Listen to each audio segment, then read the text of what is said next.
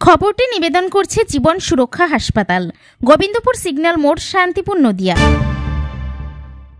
Operation সিন্দুরের সাফল্যে ভারতীয় সেনাবাহিনীদের সম্মান জানাতে ভারতের জাতীয় পতাকা নিয়ে এক পদযাত্রার কর্মসূচির আয়োজন করল তৃণমূল কংগ্রেস। এদিন নদিয়ার ফুলিয়া পেট্রোল পাম্প থেকে বেলঘরিয়া 2 নম্বর গ্রাম পঞ্চায়েত পর্যন্ত এক পদযাত্রার কর্মসূচি পালন করা হয়। এই পদযাত্রায় সামিল হয়েছিলেন শান্তিপুরের বিধানসভার বিধায়ক ডক্টর ব্রজকিশোর গোস্বামী। এছাড়াও উপস্থিত ছিলেন আইএনটিটিসি জেলা সভাপতি সনৎ চক্রবর্তী সহ শান্তিপুর ব্লক এ সভাপতি সুব্রত সরকার। এছাড়াও উপস্থিত ছিলেন বেলঘরিয়া 1 ও বেলঘরিয়া 2 গ্রাম পঞ্চায়েতের গ্রাম প্রধান, উপপ্রধান সহ 2 অঞ্চলের সভাপতি, মহিলা নেতৃত্ব, তৃণমূল কংগ্রেসের কর্মী সমর্থক বৃন্দ। Bureau report, NE Bangla.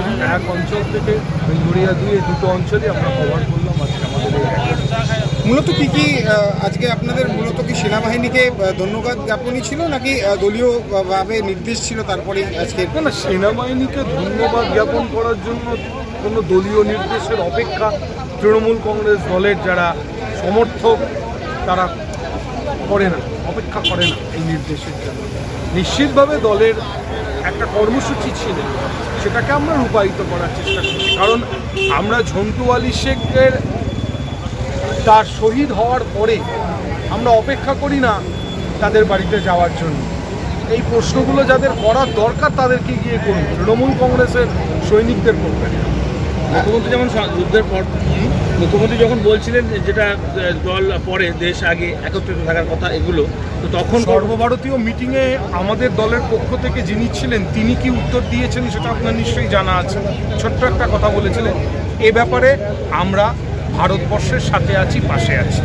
তার পরবর্তীকালে কখন এই নির্দেশ আসবে আর কখন নির্দেশ আসবে না সেই প্রশ্নটা না করে একবার ভারতীয় জনতা পার্টির লোকেদেরকে প্রশ্ন করুন তো, ঝন্টু আলী শেখের বাড়িতে তারা শ্রদ্ধা জানাতে গেলেন না, তার কারণ কি উনি মাইনরিটি নাকি জুতো পরে শহীদদেরকে ফুল দিলেন অমিত শাহ? সেই প্রশ্নগুলো আপনারা করেন না কেন?